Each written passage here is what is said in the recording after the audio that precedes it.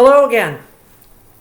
It's Monday, March 30th, and our devotion for today is based on the story that comes from Acts chapter 20, verses 7 through 12, in which the narrator writes, "On the first day of the week, when we met to break bread, Paul was holding a discussion with them. Them I'll explain later. Since he intended to leave the next day, he continued speaking until midnight. There were many lamps in the room upstairs where we were meeting. A young man named Eutychus, who was sitting in the window, began to sink off into a deep sleep while Paul talked still longer.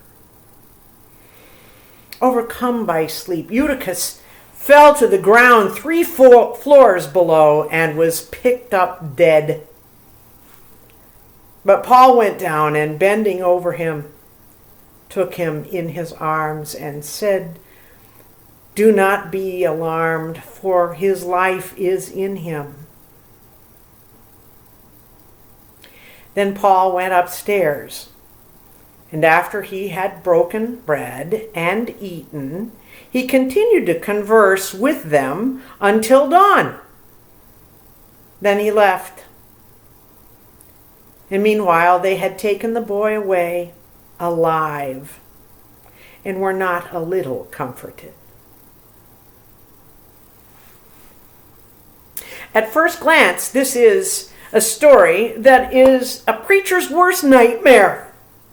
Paul bored the birds out of the trees and delivered poor Eutychus so limp in sleep that he fell out of the window and died.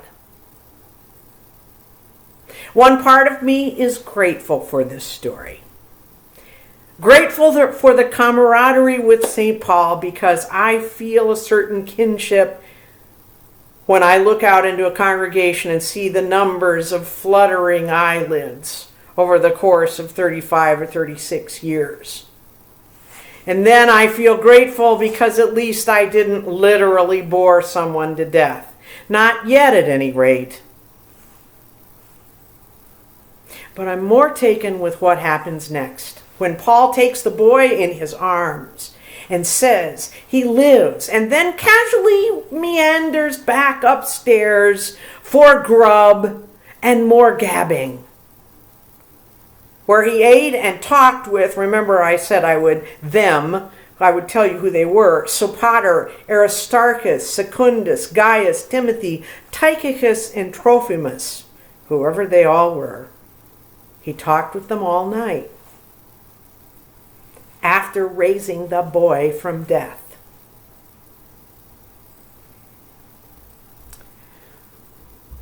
This story appeals to me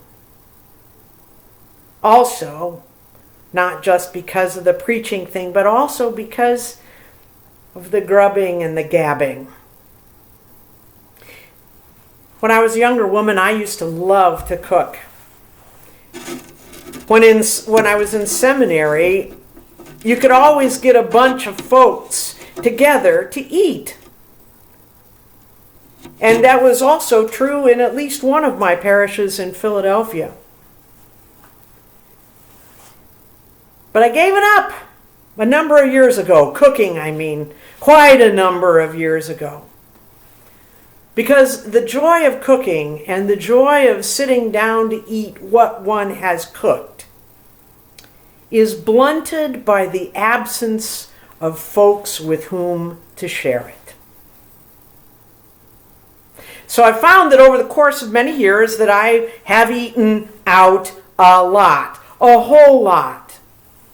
Lots of times I go out with my cousin, who is also single and who also apparently requires company for meals to be meaningful.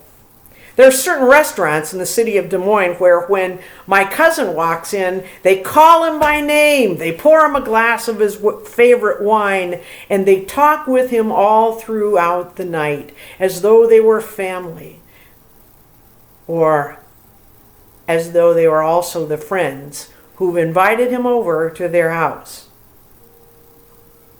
God seems to have created us human creatures just that much differently from the rest of the creatures. So that, for instance, when the dogs or the cats or the bears or the lions or the tigers or whatever they are go to eat, the survival imperative is more crucial for them than the fellowship. In fact, the only communicating animals seem to do over food is "get out of my way," growling. But for us humans, and maybe it's possibly true for the higher primates, we'd have to ask Jane Goodall, we relish the talk as much as the taste in our meal times.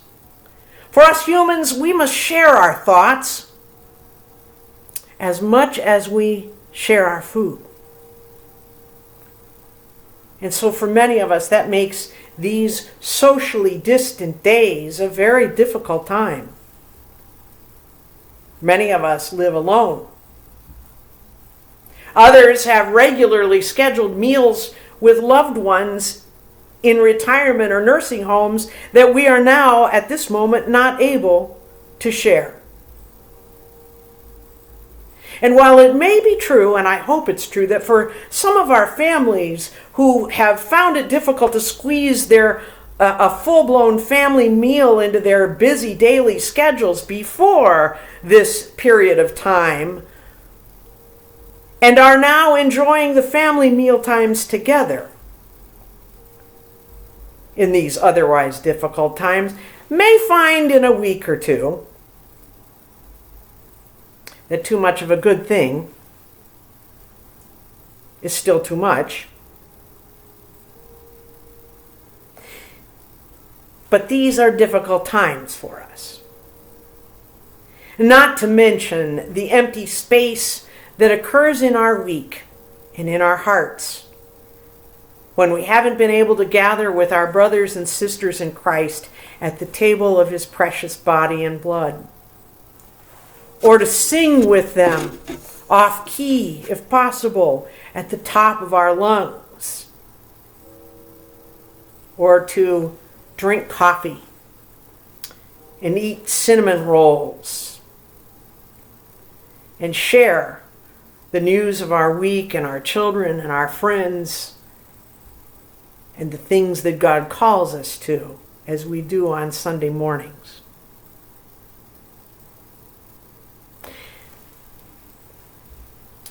That day is going to come again. I do believe it and trust it to be true.